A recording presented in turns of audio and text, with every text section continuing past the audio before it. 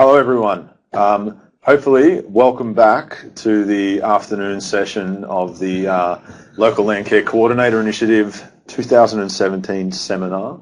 Hopefully, you guys have, so we've got a few already ticking in to say we're online and rolling. So, again, welcome back. Hopefully, you guys had a productive session there at your home base over the last couple of hours and had time to have a bit of a stretch of the legs and a sandwich or something like that to refresh yourselves.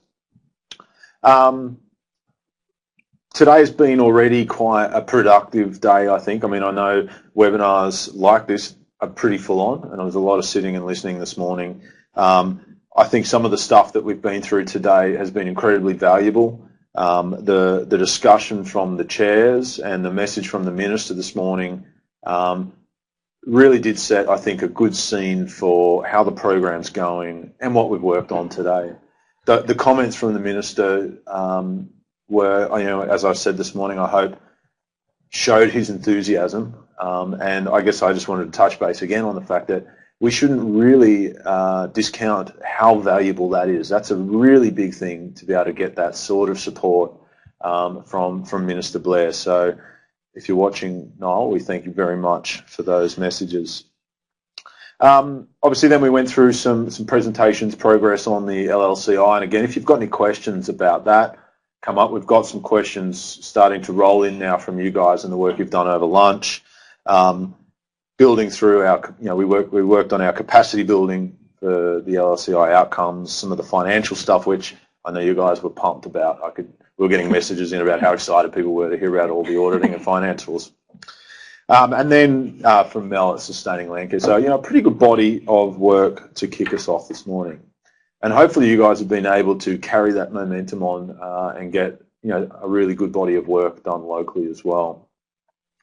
This afternoon, we're back around the table, and we're essentially using this session, this bit of a panel discussion session with the guys, to respond to any questions that you guys have brought up through the day, and also respond to some of the issues that you've been working on locally, and hopefully we can have some really good open and frank discussion about that. We will then progress from that, and it will probably just seamlessly progress into a next session where we're just welcoming Lee to the room. Lee's joining us a little late. Squidge in, Lee, so we can see you. No one can see you out there. I'm not sure if any of you guys have done a webinar like this before, but it's actually a little bit weird. What we're going to do is we'll roll through some of the questions and some of the panel stuff, and then we're going to go into a bit of a discussion about what each of us thinks securing the future of land care means from us. We work at different scales and we have different tasks, so we're going to talk a little bit about that as well. And if you've got some thoughts about what securing the future for land care means for you that isn't specific to some of the questions you've worked on today, please shoot them through, and then obviously we'll wrap up. Sound all right, guys? Yeah. I feel like Wiley or something, the guy on the project, maybe I need a career in TV after this. So look, we're going to delve straight in. As I've said, there's a few questions coming in, and we're going to get through those in a sec. One of the first questions that we've got that came up at the end of the last session is how a question around how we can help identify when funding's available, and a question around a calendar around funding applications, and how we might be able to centrally share that, or what is in fact available. And Mel had some thoughts on that. Mel, can I pass to you on where you see people should be looking out for funding opportunities as they open? Yeah, sure. Look, we wish we had a central calendar of funding opportunities. Unfortunately, we get the same amount of notice as probably everyone else in the land care community, unfortunately. To the extent that we can support the transparency of that is we have a team. We have Jodie, our communications officer, and Cassie Price, our operations manager, who are looking at all the funding bodies on a regular basis. We have signed up to some distribution lists, which deliver us any grants that become available as soon as they become available. And every Friday of this year, I think I heard this morning we're halfway to Christmas already. So every Friday, we're halfway through the year, we have Funding Friday on Facebook. So Cassie and now Cassie and Jody are posting these grant opportunities every Friday onto our Facebook site. And that Facebook site is now automatically feeding to both Gateway and our landcarenewsouthwales.org.au site. So the most that we can ask is that our groups and our volunteers continue to look at particularly our social media. If you're not tapped into those distribution lists and actively doing your own research on those grant bodies yourselves, just look every Friday at a minimum at either one of those three sources. It's all the same information pushed to those sites. You can see every week a new grant opportunity. It may or may not be relevant to you, but we ask that you do continue to look at that, and that's the best that we can do at this stage. We also provide information in the monthly e-bulletin that comes out, so any grants that we are aware of and grant opportunities are fed out through that e-bulletin, monthly e-bulletin. Excellent, thank you guys. So look, we're going to move on to the next question, which is a really good one. How does information that we gather through reporting get used, and what do you see as the value for this reporting? Is there any feedback we can give on how we view that or how we use that reporting? It's probably a two-tiered thing. I'd say there's probably operational reporting and a strategic reason for reporting as well. Rob, you're nodding. Have you got any thoughts about that? Yes. Look, I'll commence, I guess, by saying that we all know reporting can be a chore and can be something that we least look forward to. However, I think the fact remains that it's probably the most valuable thing we do. Without the reports, we can't tell your story, and without your story, we can't sustain the funding. So I think I encourage you all to look at it in that framework. Our job is to sustain Landcare into the future. So in the past, a lot of the reports that were done may have, filtered their way into some dusty cupboard and never seen the light of day again. Well, we're trying to change all that with the new approach to this program. So the reporting becomes more interactive, and it becomes more strategic, and it becomes a valuable tool not only for us to use to convince our investors to keep investing, but it becomes a tool for you as organisations to build your capacity to be able to tell your story at a local level, a regional level, and for us at the state level, it's incredibly important because we need that to be able to continue to get the funding that you guys need to go and continue to do your job. So, I'd encourage you all to look at the reporting as something that's more than critical. It's essential. So the other thing too that I'd like to sort of flag, we're in the process of engineering the Landcare Trust at the moment, and how that works, obviously the detail is still to be thrashed out, but one of the ideas that's been thrown around at the moment is, the access that the groups will have to whatever funding comes into the trust may be linked to an equity type arrangement. Now that sort of equity would be based on your reporting on your activities and your memberships and how much work you're doing. We would use that to try and work out how much funding you may need to continue with a coordinator. So it is critical for your own sakes that we get all access to all of that information, because in the long run it's going to help all of our communities around the state that are hosting coordinators and those that aspire to host them in the future. And if I may, Rob, one of the really important things is if we're trying to tell the picture of Landcare around New South Wales, if we're not getting information from your regions or your areas, then we can't compile your stories into the bigger, broader picture. So if you want your stories heard, then it's really important that we gain your information. Yeah, look, thanks, guys. I mean, I think, reporting is one of those things that is never really going to go away. I mean, it's all driven by the fact that whoever's got the money to give out has also got somebody asking for reporting. What we've got to do is essentially get smart and make sure that, and this is where the case study is a really good example, make sure the effort we're putting into one thing has multiple audiences, and, we can pick up straight away and go, well, that also fits into our annual plan, that also fits into, reporting to our board or our committee or something like that. So I think what Chris is saying, which is a really good point, that the reports become an asset to your organisations. They're not just something where you quitting a project to a project officer somewhere in an office and never see the light of day again. So those reports all of a sudden add to the capacity of your organisations and becomes an asset for you to use in promoting your own activities. And look, I'd like to add that if you're not happy with the case study that you've put in, don't just do a quick job. If it wouldn't be something that you would be happy to produce and utilise yourself in your own reports or blow up to use it a poster at the show or whatever thing, then you've missed the point, because the reporting isn't to give us a good case study, it's to sell your story. So you need to be very happy with the product that's being developed for it to actually achieve its outcome. Can I just add one more thing on case studies?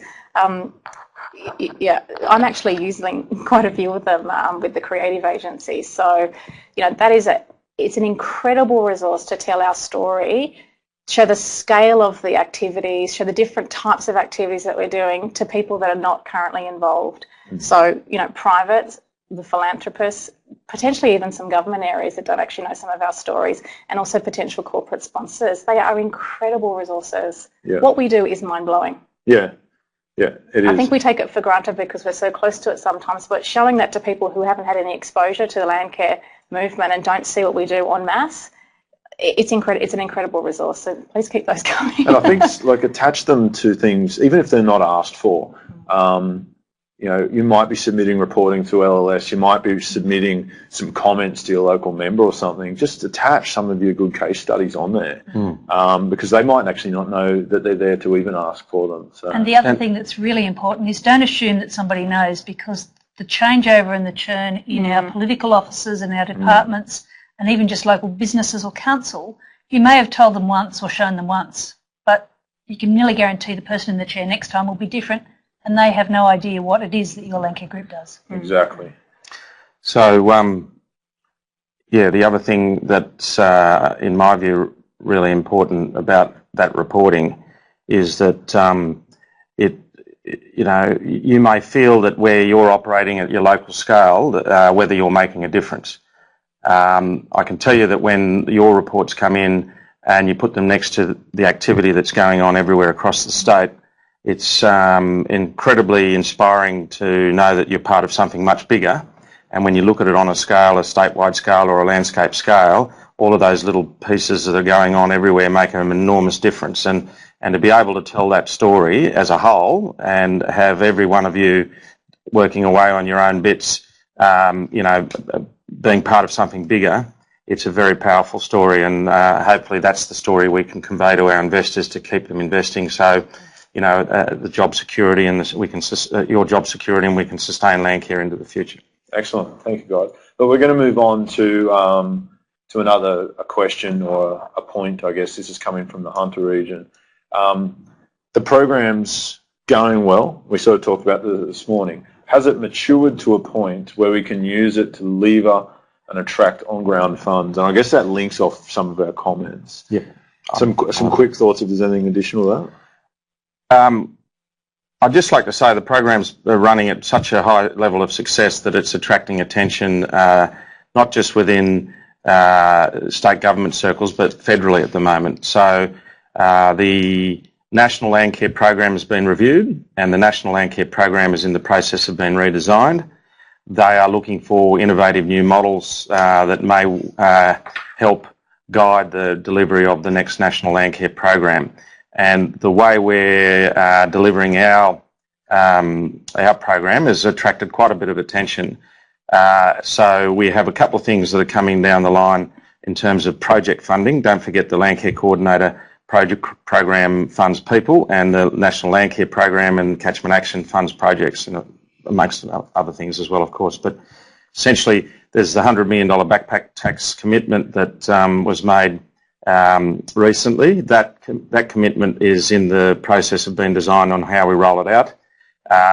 Because of the success of our program, run currently through the Joint Management Committee in a co-governance and co-delivery arrangement, we're looking very closely at hopefully running the backpacker tax money out through that. So that's very exciting for all you guys on the ground, because it means that we get a hell of a lot of leverage from the coordinator program that's out there and running. So, yes, the program is a success, and if you want to measure, there's a measure that the fact that there's other funding opportunities that will be looked at through the delivery model we're using. And one of the important things there is it's not only the small grants programs or other processes. The investment money for regional plans really is a great opportunity for your Landcare networks through the development of your annual plans to identify to the local land services those activities and issues that are important to you on a local scale. Now, if those local issues are also meeting regional priorities,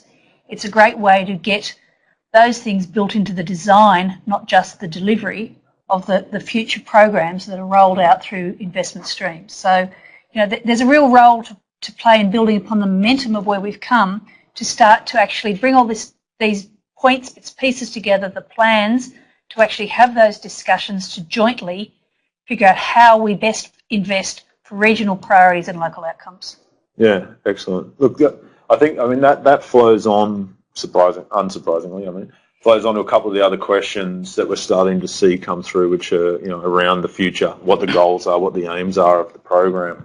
One here about, is the aim to just increase numbers or people engaged in what we're doing?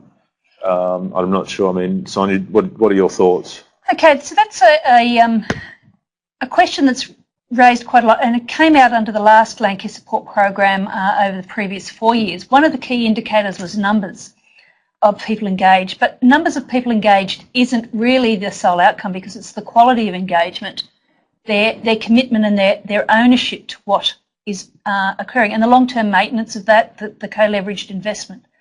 So I think, we're looking at how do you build and work with the community so that they're there for the long haul. So it may be better not to chase high numbers to begin with, but to actually consolidate and work with that community to help them identify what is the areas that they're looking for, so that and delivering against their objectives, because that's why you keep and maintain people. And the best spokesman and the best way of bringing people on board a group is to actually have those group members speaking for you. So I think that's a really important point. Excellent. Look, and I think that sort of also builds on another question that's coming, is how do we see this program influencing long-term government funding? So I touched on in my presentation that 2019 is where the local Landcare Coordinator Initiative funding ends now. Where do we go from there? Well, I'd just like to stress again, that's really up to you guys out there and the jobs that you're doing and your ability to communicate everything you're doing to us, so we can take that to our funders. But certainly the program success to this point is delivering large dividends, and it is being noticed, and there is considerable interest in how we sustain it into the future. So the answer to the question is yes, but we absolutely need all of you to let us know your stories so we can tell it. And not only let us know, but make sure that you're proactive in telling your local stories locally and through the channels that you have. And so, look, I guess a lot of the points that you guys are making is around internal and political. Mel, you're sort of tasked with working a lot more with the business world as well. How do you see the momentum we need to carry affecting how we engage with that sphere? Oh, it's a big question. I think one of the key drivers for the business case that we have, and some thinking we're not quite 100% yet on how this will actually play out, but individual members, and by that we're not talking individual encouraging more people we need to encourage more people to join our existing Landcare groups. I think our existing Landcare groups are well equipped to do that, to phone a friend and to invite more people into the cause. What we need to do is to activate or to mobilise the huge amount of population in the urban and the peri-urban areas that will never have the time to contribute on a volunteering basis, but have the capacity to give to support the movement. So just looking at those really dense population areas, and Sydney, where we are at the moment, is a prime example. There are millions of people living here that are not currently giving their time, but have the capacity to give, whether it be $30 or $50 or $100, either joining as an individual member, and by that it's not a volunteering member, but a financial member, or giving a tax-deductible donation to us. that's the real opportunity in terms of driving numbers, because that really does provide a lot of financial support for Landcare New South Wales. Excellent. Does that answer sort of? I think it does. I mean, I guess it shows that on multiple sort of approaches, maintaining momentum, improving our worth, and actually just ticking off the boxes that we are is really valuable. Can I just chip in there? Yes, please, Lee. Hi, everyone. I haven't met, obviously, a lot of you. I did meet a number of you at Stockton, so it's great to be here at the webinar. It's hard to build on what's been said because I think the panel's already covered so many of these issues really thoroughly, but I suppose it's just a good idea to reflect on where we came from. So it's taken some time for Landcare to find its voice. You know, Landcare's been out there doing incredible work in the community, incredibly valuable work, and I suppose assuming that people knew about that. And people didn't particularly. People knew what they'd heard of Landcare, they thought it was a good thing and they thought it was a great brand and a great name, but didn't really understand what Landcare was about and what it had achieved. And I think over the past few years that's changed, but it's got to continue. I think every movement, whether it be Scouts or Country Women's Association, the RSL, Surf Lifesaving, we've all got to adapt, we've all got to evolve and change with the times. And I think Landcare in the past relied on government funding. We now continue to rely on government funding, but we've also decided we're going to raise our own funds. We're going to try and become less reliant upon the government, and that gives also a degree of independence and it brings more money into the system, so it's good on so many levels. But at the same time, we have to continue to make our case to government, all levels of government, local, state and federal, that it is a partnership and we can't do this without support. You know, you're dealing with volunteers, you're dealing with farmers, landholders, they're giving their time, they're giving their own money, and they're doing it for, in some cases, for their own businesses and properties, but also for the environment and for their communities. And therefore they need the support of the government, whether that be in funding or in policy and in other measures. So I think we've come a long way. We've got our coordinators on the ground, but overall natural resource management funding has been going down for many years, both at the federal and the state level. So we've got our work cut out for us to explain what value we provide. That's why we do need the evidence, the case studies, and we need quantitative evidence as well to actually show we're making a difference, and we need to communicate. And I know you're already very busy people and you have enough on your plate without having to do all that. So we're doing some of that for you with our small team at Landcare New South Wales and working with Chris and LLS. We're going to the decision makers and the people in positions of power to make that case for Landcare. But at the same time, as much as you can, we need you to do that in your communities, because that's where it really counts. It's when you go and engage with your local member or the candidate from the other political parties, because Landcare is bipartisan, we're not backing any political party at all, but it's about bringing your good news and your results to those people in your communities.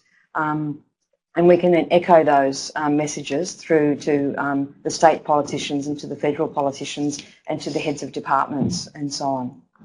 Excellent, thank you, Lee. We've got a question come in about building on partnerships, I guess.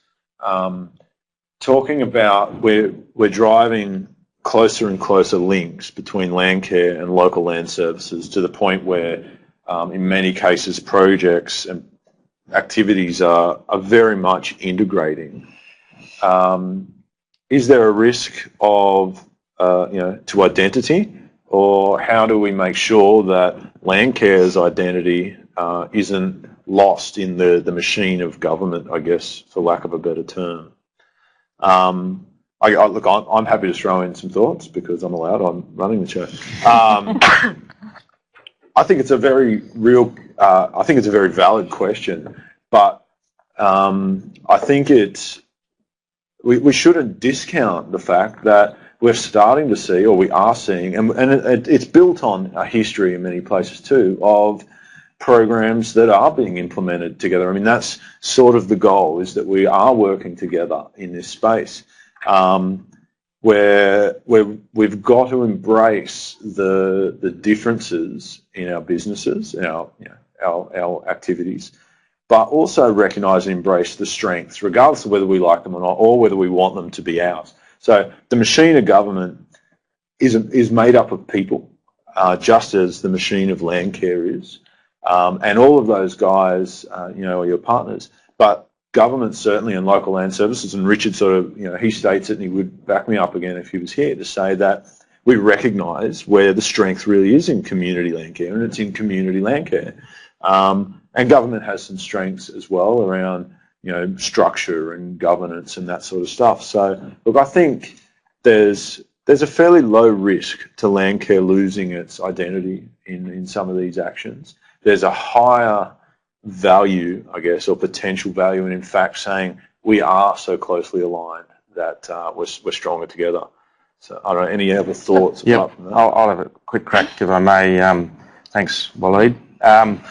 The thing that strikes me is that we have to recognise that land care has always been a government-community partnership ever since its early days. So probably when you look at the last 30 years of NRM history, one of the mistakes we keep making is we don't build on the model that's been successful. We keep throwing it out with the baby and water with the baby, or whatever the metaphor is, and trying to start from scratch all the time. Well, that's the whole idea behind our Stronger Together approach to operationalising the MOU at a regional level, is to get land care, in other words, the community part of the partnership, and government, and in other words, LLS, the government side of the partnership, working more closely together and hand in hand in achieving better outcomes.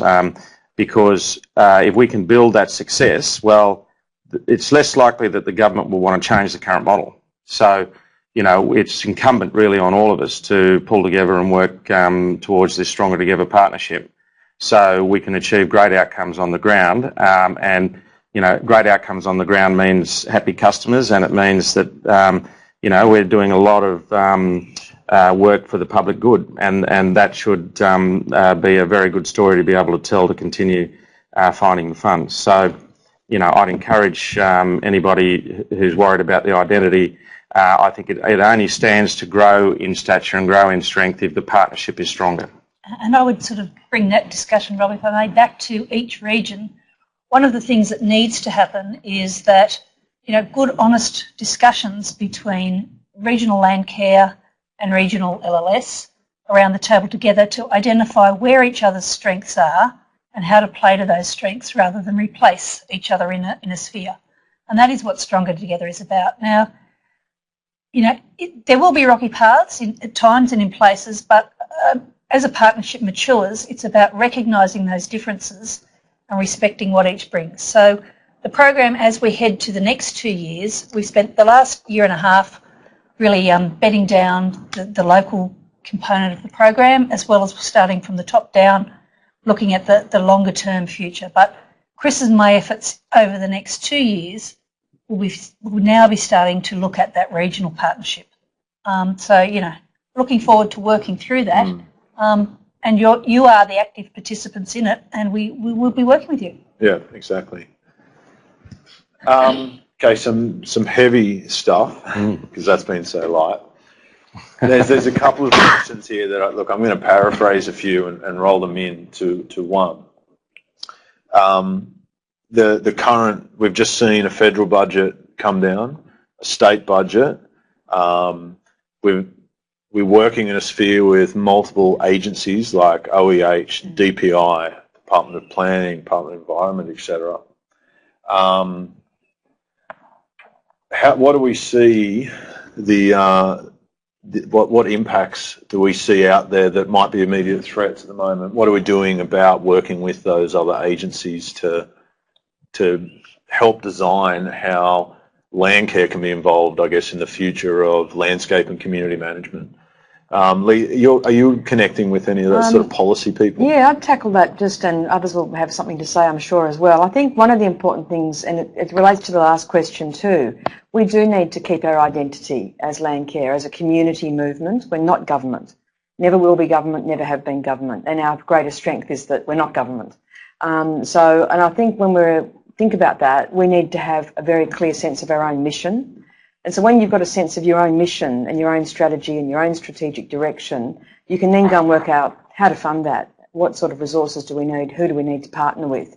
And that could be a range of departments. or it could be different levels of government. I think where we might fall into a trap is when we are basically just chasing the money and doing what's in accordance with someone else's strategy. So I think it is really important that we stay strong as a community movement, and that means strong at all levels, strong at the local level in the community-based organisations, and strong at the state level through Landcare New South Wales, which only exists to support you, the Landcare community, and strong at the national level through the National Landcare Network.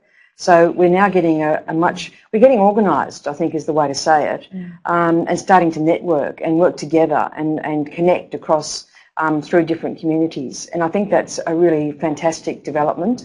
I think there are threats out there, but there's probably more opportunities than threats is the way I'd put it, in terms of Chris mentioned a number of the departments. Because Landcare ticks the boxes of social benefits, economic benefits, agricultural, environmental, there are buckets of money in each of those areas, and we don't fit neatly into any particular bucket. That sometimes makes it hard for government, but it gives us the opportunity to seek funds and partners from quite a range of parties.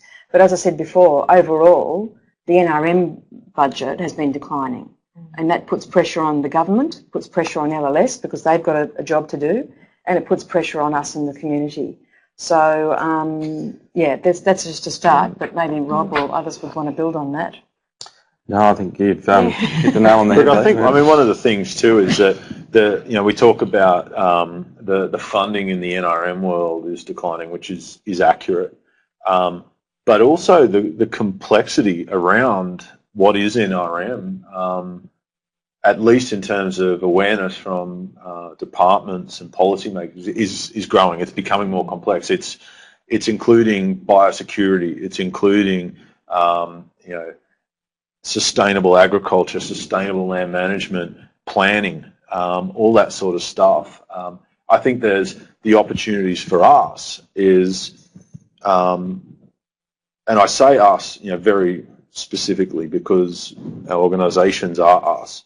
What is Landcare now to invasive pest animal control? What is invasive pest animal control? What is Landcare now to strategic region-wide weed plans and weed control programs, biodiversity control programs, sustainable land management, agriculture, all that sort of stuff, things that have been a little bit maybe inherent in Landcare.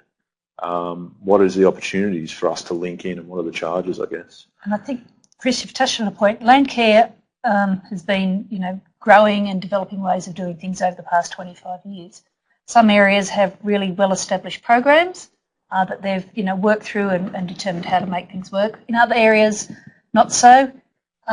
Local Land Services has resources, plans, people that they need to put into place, and I think there is a great synergy where both can come together to learn what's worked in the past for organisations and how to actually increase the reach of a program through the developments and networks and systems that Landcare groups and networks may already have in that footprint. If we are to be stronger together on limited resources and a decreasing budget base, we've got to look at not duplicating what's out there. We've got to look at how we actually value add to existing processes and programs where they exist and bring the best of both, rather than trying to turf protect or taking something in the direction you want to go. There is great synergy if we can actually get it right. Yeah, great outcomes. Exactly right. And I think it's one of those areas where we talked about strengths and capacity. Government has to be diplomatic. We live in a democracy.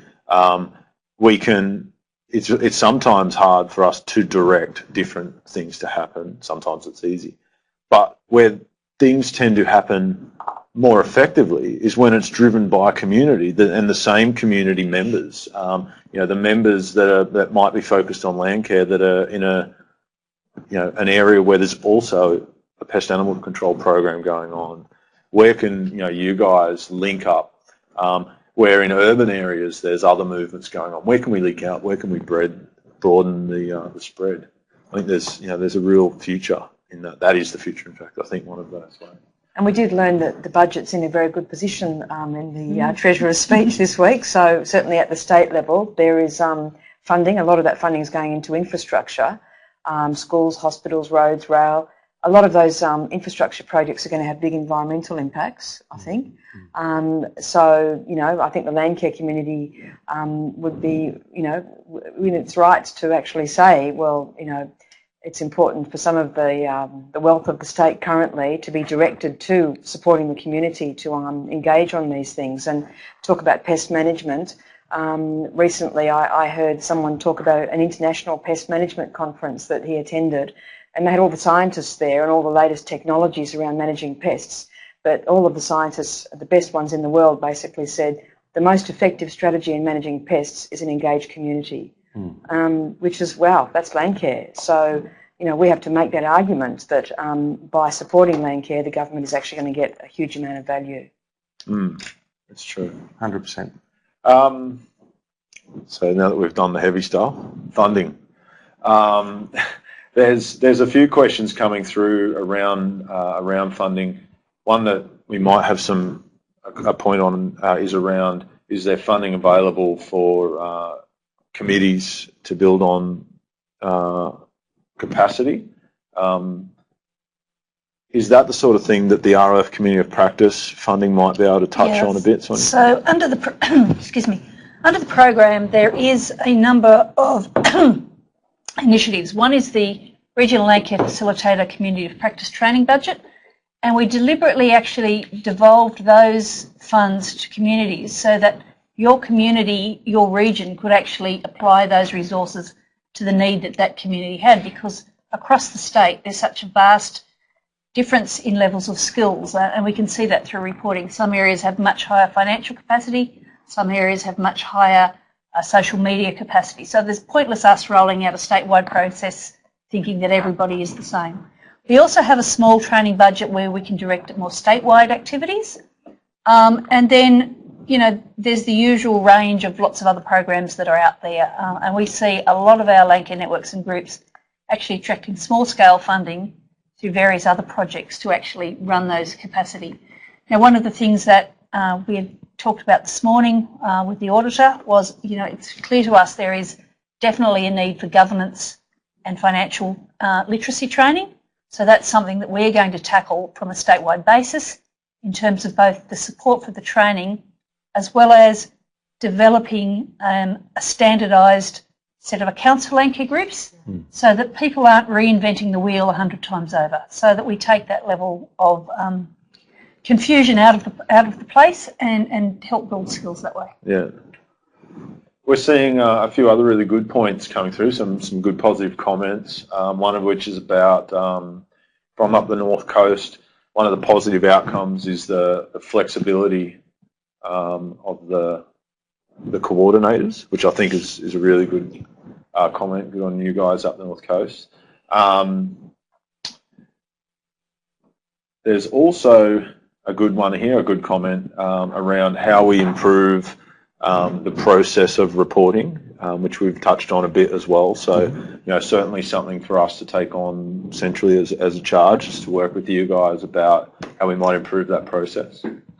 We mentioned a little bit about Gateway and what we're doing there, so that will certainly be a component of that review. Is how we facilitate, you know, more streamlined reporting processes, and that might even include and actually lines with a couple of other comments around whether there's value in bringing reporting to a central point and coordinating regionally, which is in fact a model that the North Coast does use and is used in a couple of other areas. So, in fact, one of the challenges for us is working with you guys in all the different ways that operate to best suit your region. So, some good comments there. Excuse me, I'm just flicking through because there's quite a lot coming in. Look, and if we don't get to your question or comment straight away or through this, we will respond to all of them following this as well. Part of the community of practice, Chris, part of the program is that if there is good ideas happening in other parts of the state, you know, that can be transported easily around reporting or whatever, I mean, we encourage you all to use the facility of working together as a network, which is, the community of practice argument, to workshop those ideas and find better ways to do things. So reporting's one of those. Yeah. And if it's working well at reporting in one region by the way that it's been done, well, please, obviously use the community of practice to try and work out how to bring that to your region if it's suitable. Yeah, and one of the questions that has come through is how we better foster that community of practice amongst all the coordinators, how we get them communicating and sharing a bit better, which is a real challenge with, such a large number of coordinators out there. When you add on people that are coordinators are working to support Landcare that aren't necessarily an LLCI coordinator too. And given that many of them are only part-time, Exactly. that just adds to the complexity even more. So, and look, that's another comment coming in from one of the regions is some of the challenges they're feeling, and it's valuable sharing this because this is in fact a good way to foster that community practice. Challenges they're finding from volunteers with actually an increased workload from the LLCI, and that's certainly a very real issue is what extra are we putting on. So we've asked for resources. The program is about asking for resources. How do we make sure we haven't just shifted a burden from coordination of Landcare activities to human resources, and human resource management, that sort of stuff. So I guess the point of just discussing that is to say it's actually not lost on anyone here, and it's certainly a big challenge for us in this program to sort out. look, one of the things I would say there is that it seems to be an unfortunate fact of the world that life isn't quite as simple as it may have been 25 years ago when many Landcare groups started out. The complexities of WHS, insurance, reporting, ACNC requirements for good governance, all those things probably were not at the forefront as they are now. Now, that's not to say they should get in the way and be the point of the group, its existence. There's stuff that should be handled but not become the focus of the group, and I know that's very difficult, particularly on short budgets, under-resourced organisations. But I think a point that was made earlier, if you know what your organisation's about, you have commitment to go for a direction that your community has decided, and so that's the importance of planning and bringing everybody on board in the planning, then all the governance and stuff can take the important but backseat step to the actual doing. Because if we've lost sight of the actual doing and get so bogged down in the rest of it, then we've really lost the point of why we're there. And also, part of the point of having our member services is to support all of you in making sure that the burden isn't too great. So please use the member services part of our organisation. And I would say that we actually get a lot of feedback and a lot of thanks from organisations saying the templates are great. It means we can very quickly put into place whatever sort of policy or program that we need to without having to actually go and research what we need. So please utilise them. If there's an area that you're having problems with, let Jenny or myself know, because if we're getting a lot of inquiry on a similar topic, that says to us that we need to actually invest in providing resources in that area so that we actually provide tools that you can use before the issue becomes too great. There's a question coming in here from the Northern Tablelands around regions, or I guess some of the Landcare guys that are getting support funding from both LLS and LLCI, and how reporting around that might be streamlined to reduce some of the burden. And I guess that's probably true from maybe council funding as well, or environmental trust, other things like that. Rob, you? Yeah, I'll have a crack. That's a really, really great question because obviously part of the baseline report demonstrates clearly the various levels of support around the state that local land services has been providing their Landcare communities. So what I'd say is under the current Landcare Coordinator program that we've rolled out under the Joint Management Committee, you do have two side-by-side programs existing in certain regions. What we'd like to see moving forward is that we, through the Stronger Together part of what we're trying to do, is work through that. So you could almost look at this as a transitional type arrangement, whereby going forward, if the Stronger Together project, achieves its goal of operationalising the MOU at a regional level, we'll be able to work much more closely together right across the state at bringing that land care support component that's coming streamed through LLS and the other component streamed through Land Care New South Wales and the Joint Management Committee much closer together. So that's one of the, let's say, the potential upsides of what we're doing. So I'm quite excited about what the future might look like when we actually are working together at all levels on land care support, because I think you'll find that will be streamlined and far better, far easier for everybody to comply with and acquit. Just as an example, one of the, particularly for the small grants processes that many LLSs are rolling out under the National Land Care Program, we're currently looking at how we can utilise the case study template as the reporting format for some of those smaller scale grants. Yeah, we are. I, in fact, presented to the Land Service Managers Group at Local Land Services last week or the week before about exactly that, about looking at, well, look, what are we asking for reporting? Why are we asking that? And what are we already asking in other areas that we can just tag on to? And there's some real enthusiasm there. I mean, there's some questions around, okay, will that meet what we need to report back to the feds? Will that meet what we need to report back to other people? And what there isn't is any sort of automatic barriers. So I think there's some real opportunity there. It's something that hopefully we can roll out either very quickly for this next sort of funding round, or at least establish so that down the track it's just in place. And I'd really encourage anybody who has questions such as that one that would be, a topic or an agenda item that we could tackle at the joint, co-governance level statewide with the Joint Management Committee to bring those to our attention, because it's certainly something we can work on. Getting, so we all get better outcomes. And achieve that Stronger Together sort of vision.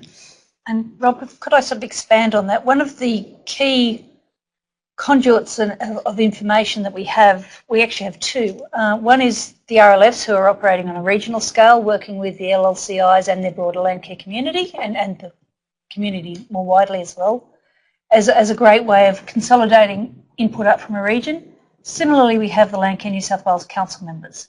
So each region around the state has a council member that sits on the Council of Land Care New South Wales.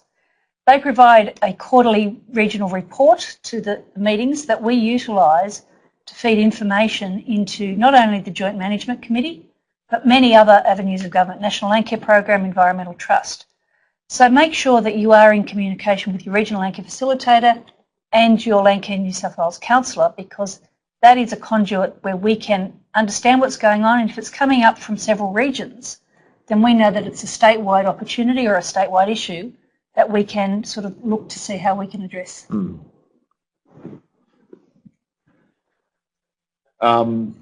There's a lot. Thank you for your questions, guys. There's a lot here, and like I said, we will essentially get to all of them in time. There's a point here from the guys in Sydney saying would be great to really raise awareness of land care in Sydney. Obviously, there's a lot of people here. We need to focus on activities and achievements of regional, countries and urban areas, which is, I guess, a really good point to take. And in fact, it's it just sort of leads into that diversity of land care, which is really great. June care, urban group care, friends of cares, other caring of different types. I'll have a crack, but this is really one for Mel. We had a really great event recently where we had the Bridges to Burrawa, I think it was called, where the busload of Burrawa land carers came into town to visit their North Sydney counterparts in North Sydney Bush Care. North Sydney has been travelling to Burrawa every year for the past 18 years to help plant trees and and carry out land care work on private lands down around the Burua district. And present at that day were our newly formed group of the Parliamentary Friends of Landcare. So we had about 8 or 10 politicians there during the day, and they were absolutely blown away by the sort of work that's been going on. So in answer to your question, that's one way that what we're doing at a state level to raise the profile of that sort of work and get people interested and involved. But there's a lot of work going on in the creative side of the sustaining land care project. So I might just let Mel. I think I said before, I think the biggest opportunity we have is where we have the density of population to be able to spread our message, make sure that it's not just, we're land care, where the caring hands are such an iconic symbol and logo, but we're land care, everyone thinks, oh, that's about the bush. And it is a lot about the bush and it is a lot about the country, but it's not reflective of all of what we do. So there's a huge education process in terms of what land care actually is and the diversity that you mentioned before. In Dune care, coast care, we go all about the coast as well. So and then capitalising on the density that we have here, particularly in Sydney and some of the other metropolitan areas along the coast. From a purely financial perspective, that's where we have the hugest amount of opportunity in terms of generating our funding. Happens to also be where a lot of the corporates are also based as well. So purely with my numbers hat on, the education process, and that is a big process and one that we've commenced with a creative team to help us spread, well, firstly to refine our messages and making sure that we encapsulate the breadth of what we do, but we're also quite specific to the audience that's sitting in front of us, because our message is quite nuanced. Sitting in front of a government audience, they need to hear different things at different data points, and they have different pain points as well to sitting in front of a corporate or a philanthropist. So it's almost like we need to wear multiple hats at once, and so we encapsulate the breadth but also be quite simple to the person sitting in front of us. So it's actually not an easy challenge, but it presents the biggest opportunity for us. So the creative team has some fabulous opportunities with respect to media and leveraging, whether it be train station media, because again, the urban and peri-urban areas, people that catch the trains are most environmentally aware. And yes, we do more than just environmental acknowledge, but how do we capitalise on the huge amount of people to bring along to create more volunteers, but more importantly, create financial members and support the work that our existing volunteers actually do. Yeah. So we're not quite there yet. I think it is a huge process, and one that it's also quite an expensive process as well. So we will be looking to leverage social media where we can, because that is the cheapest form of getting our message out there. But there's some really nifty things that they can do via social media to get our message out to such a huge audience, and it makes it relevant to them as well in the geography that they're based. It's fair to say, just building on what Mel said, there is one issue with that, which is one that the Landcare New South Wales as the representative organisation and our counterpart nationally is trying to deal with, in that we currently have a bit of a disconnect between a couple of the organisations within Landcare. So we have Landcare Australia Limited, as you'd all be very familiar with Landcare Australia Limited.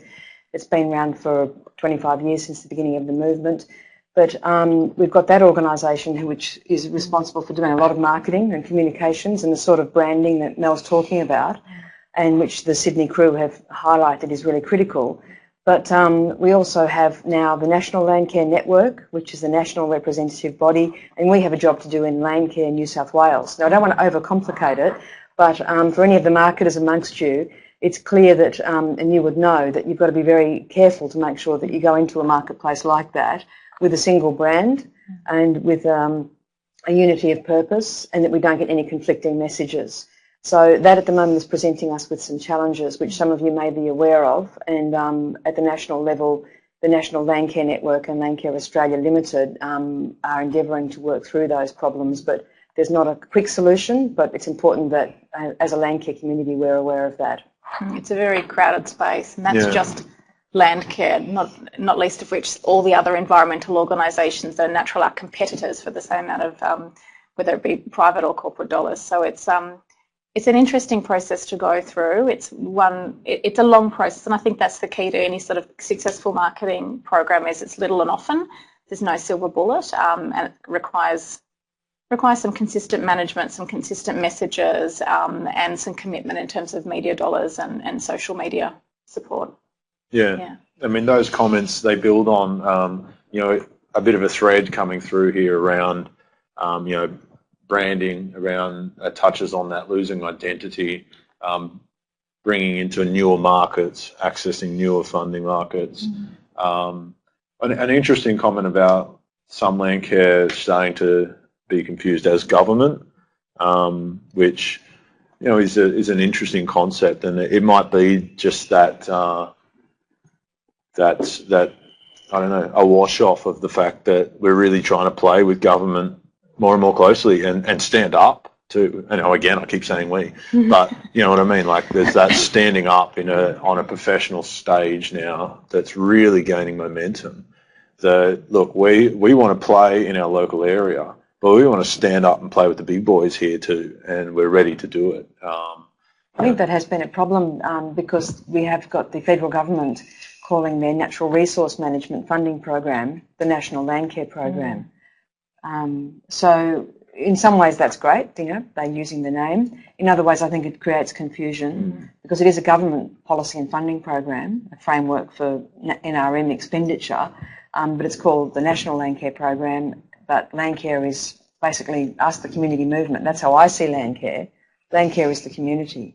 But of course the word Landcare is used in many different ways to refer to a practice and refer to a program. So I think it's a really good point. There is confusion, but I think it's important for Landcare to be quite clear about its identity. It's a community movement. That's how I perceive it. I'm sure that others will have a different view. And as Chris has pointed out, there is us because we do work in an absolutely integrated way with the government. But I think there definitely is confusion, and if I had my way I wouldn't have it called the National Landcare Program at the federal level because I think it contributes to that confusion. I think, Lee, one of the things that we're looking at for those of us that have been around for quite some while, which is many of those in the audience as well, is that this confusion is nothing new. The very problems that we're facing now are the problems that 5 years ago, 10 years ago, 15 years ago were brought up. And I think part of the problem that we're living through now is that in the first decade of Landcare, there was a solid decade of Landcare plan. So people understood what was what, where was where, and how it all fitted together. That program ended, and then there was a lot of work through the Community Call to Action and the Australian Framework for Landcare to come up with a program that could actually replace that. I don't know if you can see that, but that's the Australian Framework for Landcare. So what happened was a great framework was built, but then no program put around it. So we're now at the point where we're trying to not repeat history, but to actually learn from it, pick up what actually worked, look to modify it to the challenges of the future. So there's a lot of work, but at least they're doing it. So building on a question here to all of you guys, what is happening in other states? One of the questions has come through is to all of you guys, what is happening in other states? One of the questions has come through is we're working together. There's this joint management committee. What are the other states up to in this sphere? Well, I'm probably best positioned to answer that question, Chris. It is a really good question because there is a lot happening federally as well.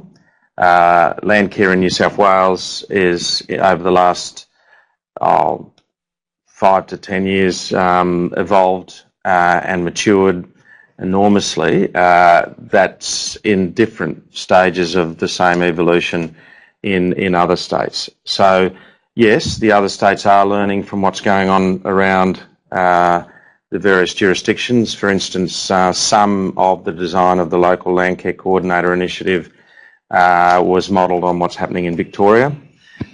Recently we've had calls from Victoria asking about some of our architecture in New South Wales and how they could implement that in Victoria. So this is happening now at a federal level. The federal ministers now are very aware of what's going on around the various jurisdictions because there is now a similar organisation to Landcare New South Wales in every jurisdiction. Every state and territory in Australia now has a peak Landcare body. And all of that feedback is fed back into the National Landcare Network, which of course engages as one entry point to government. So we're now, for the first time in our history, evolved to the point where we have a very mature structure that's able to communicate effectively with our external stakeholders, and we are also obviously developing a much better way of communicating internally with our membership and our constituencies. So I think the government's been extremely supportive of this approach. I will say that. The government's found that it's been extremely beneficial in terms of designing policy. When we look at the success of the local land care coordinator initiative, that was a co-design model, and part of the reason why it's such a policy success for the current coalition government in New South Wales is because of that co-design feature. So, these things are starting to gain momentum right around the country. So I'm quite excited about what can happen nationally as we start to learn from each other on what other jurisdictions are doing better than we're currently doing, membership models or insurance models or all those sort of things. So, yeah, look, it's an exciting position to be in, and I get a good glimpse of it because I sit on the National Landcare Network as the New South Wales representative. So I'm quite excited about where we're heading. Yeah, excellent. Yeah, good. No, it's interesting because you do we play in our little sandpit, and there's a whole lot of sandpits next to each other. Although some of the other states are looking at our insurance and our membership program. Yeah, so I mean, it's a two-way. It's a collaborative effort. So if something we're doing is innovative or successful, well, other states are learning from what we do at that national level and taking their learnings home and implementing that into their jurisdiction. So there's a lot to be gained. Yeah, good. And I guess that that feedback for us, if anyone is connected outside, we need to keep that communication process coming through of ideas and things like that. Mm-hmm. I think particularly at the moment, Chris, because of the National Landcare Program going through another consultation process, because the current program, the funding runs out in June next year. And so from what we understand, the federal government is going to run some kind of a process to get feedback about how the next 4 years of that program should look. So I think that we're in a really critical time at the moment. We're halfway through our coordinator program, which obviously only has a 4-year span. So we have to reinvent it now and make sure that we embed it into the future. So there's a lot of thinking and work to do about what that might look like beyond June 19. And of course, who's in government from June 19, we don't know whether the current government will be re-elected or another party will be re-elected. So that's a consideration too. And then, of course, we have changes happening at the federal level because of the next iteration of the National Landcare Program. So it is important, I think, that the community, you're the people who understand what's happening, the closest to the on-ground works and the community type activity that's going on, that we get your ideas and we hear from you so we can feed them up through jurisdictions. And so it's critical, the musters, and we're about to have one in September this year in Albury, so I encourage, I've got a plug. October, to come along to the muster because that's where basically be your opportunity. Everything we do at the state level, we feed into the feedback we get from you guys, the community, and that's kind of why we have the current program because you asked and we listened and we took what you asked us to do to government, and that's the success of what we're currently doing. So we need to keep that grassroots nature of what it is we do, and we need to keep that connection to community, and your opportunity to tell us what direction you want us to go in is at that muster at the state conference in Albury. And there's following on. There's a couple of questions about how we do take on feedback and use it, and that the answer is always yes. There is a whole range of mechanisms that we try and take feedback on, and openly, and always happy for critical feedback as long as it's constructive and things like that. So, look, it's sorry, go. If I can, just in terms of the feedback, one of the questions we've had is about utilising feedback from the Stockton workshop. So yes, we did take on board the feedback from that event. One of the things that, we're very aware of, this is a single day webinar, a short day, compared to Stockton being a 2.5 day event.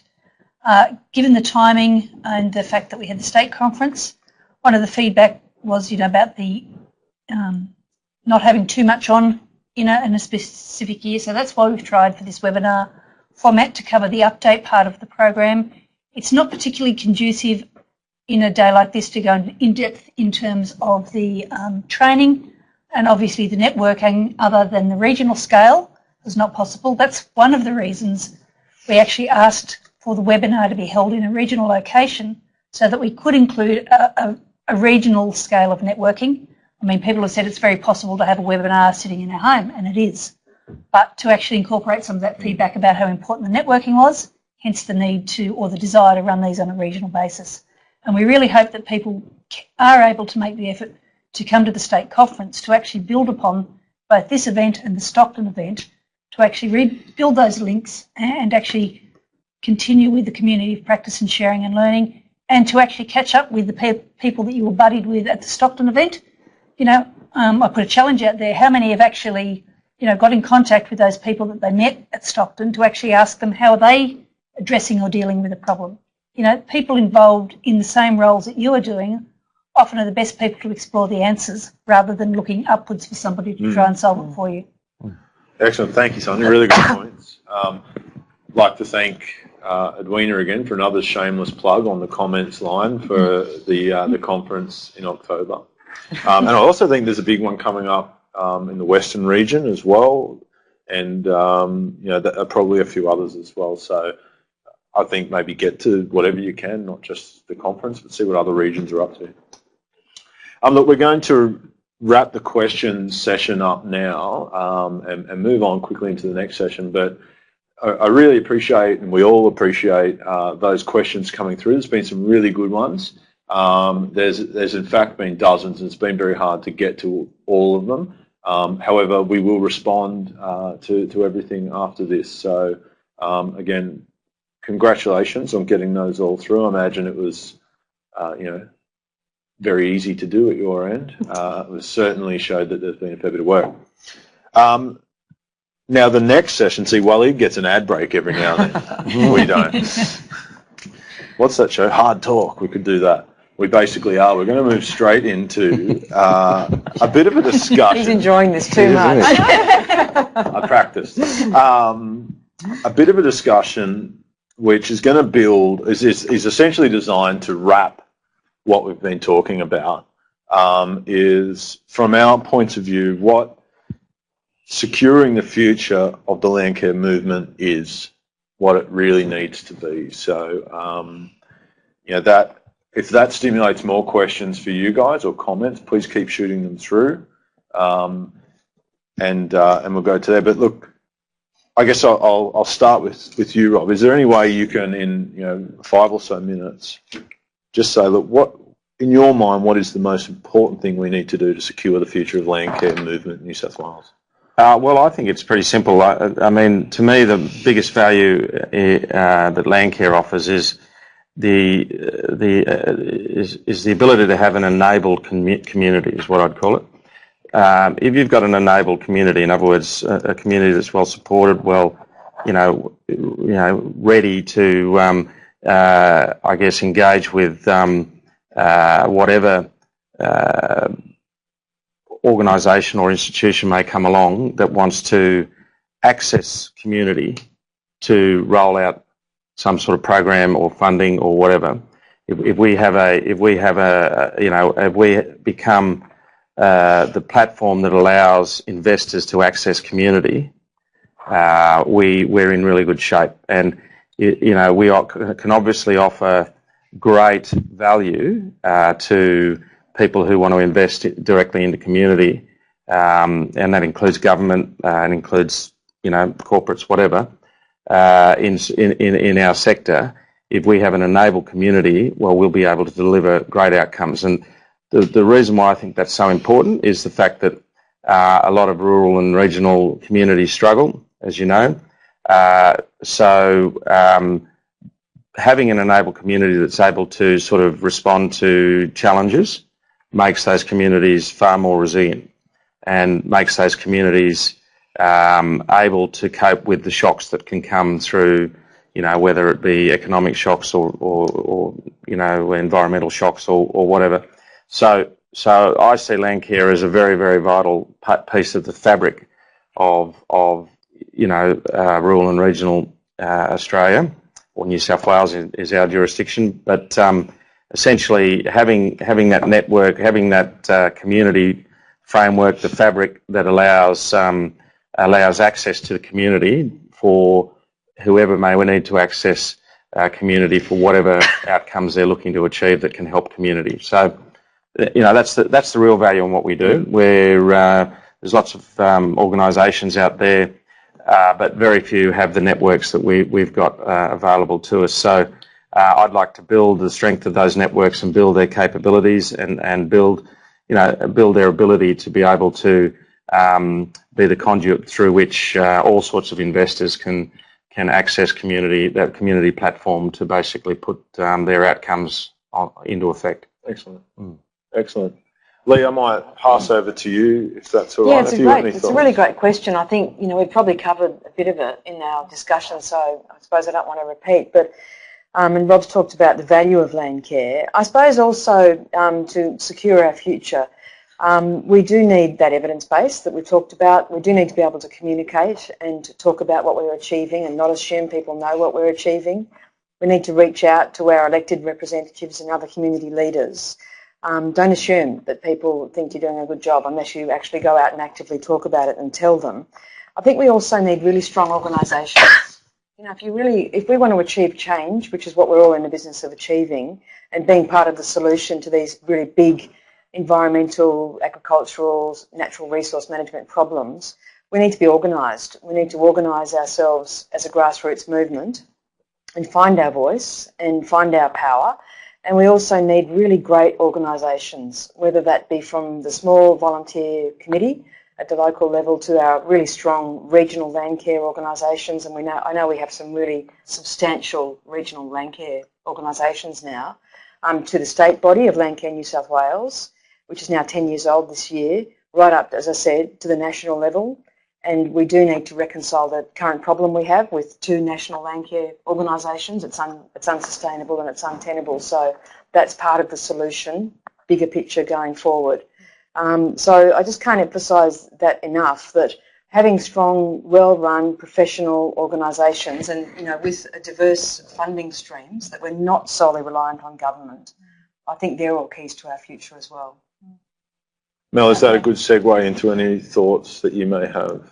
I don't know how I follow that because you've... Well, it's a perfect segue then. That's the hard thing for us because we haven't quite pulled that off. Yeah. Landcare's basically relied on government. Totally. And this is, we haven't had someone like Mel before in Landcare, someone who comes from a banking background, a commercial background, and so this is a whole new skill set, a new culture, a new mindset, a new way of thinking, I think, for Landcare. It's totally uncharted territory and something that, there's a real opportunity, it's an exciting opportunity because, I think I said before, we have such an iconic brand. I think someone said to me when I first joined back in August, it's one of the top 5 most recognised brands.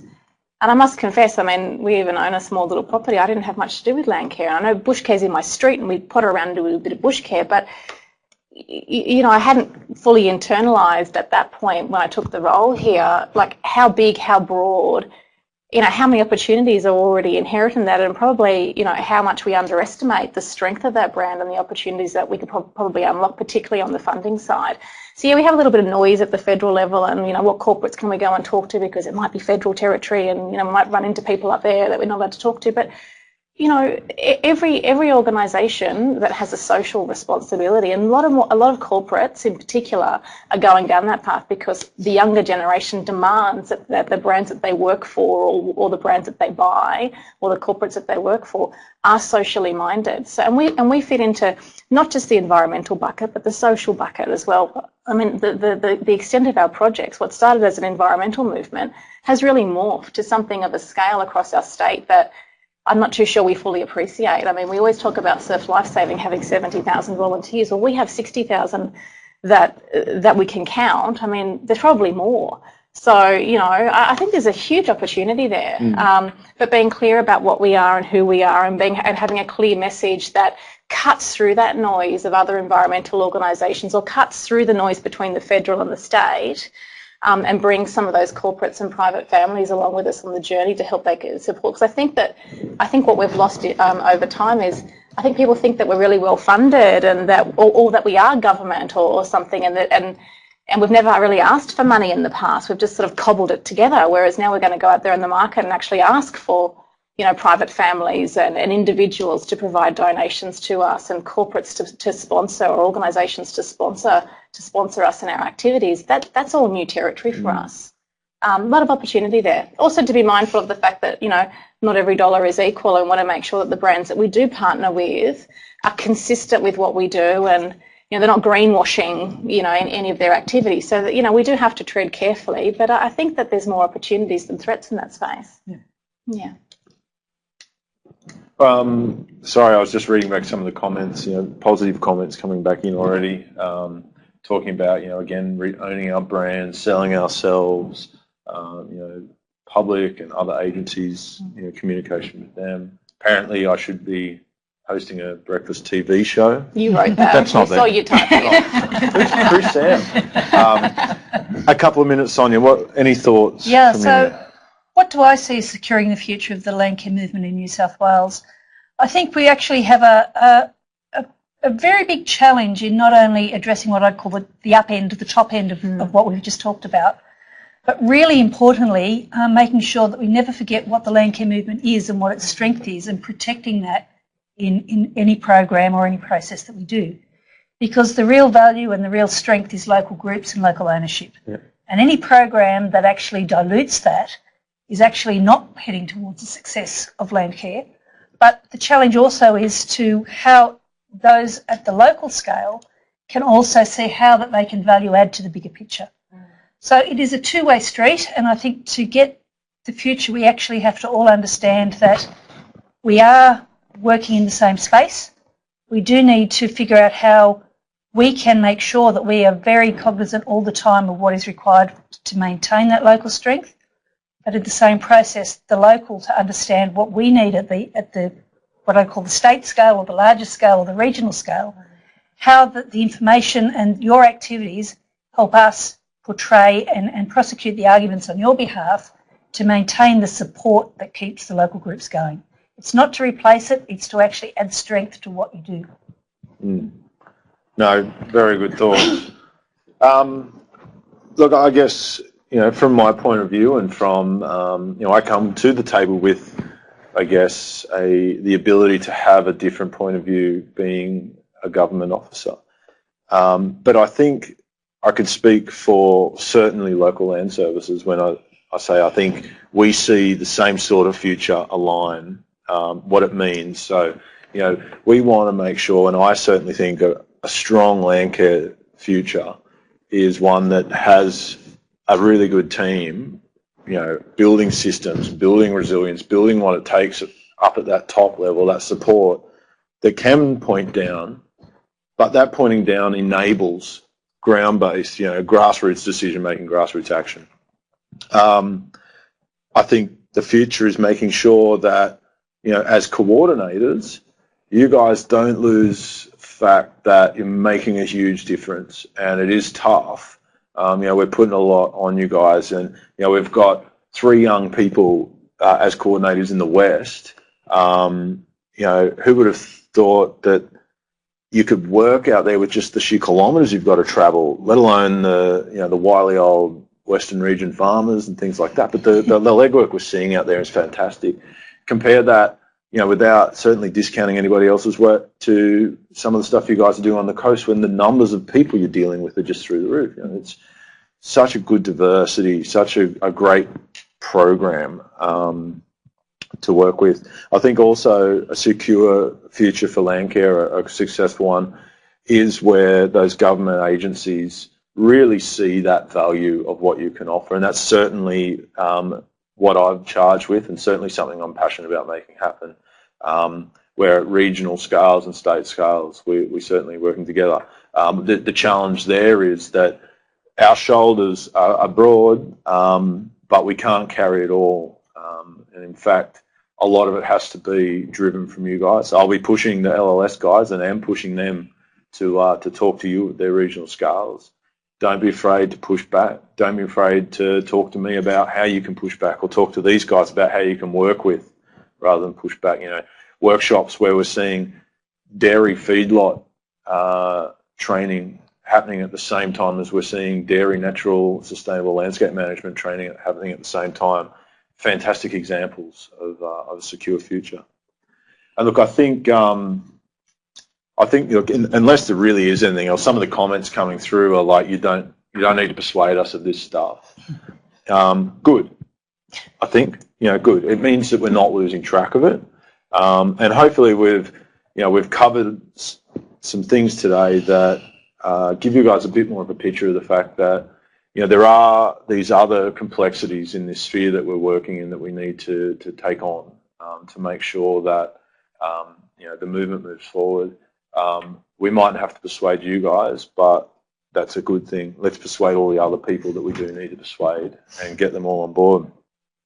And I think that's probably enough from me, and probably enough for you guys and from us here at Webinar Central.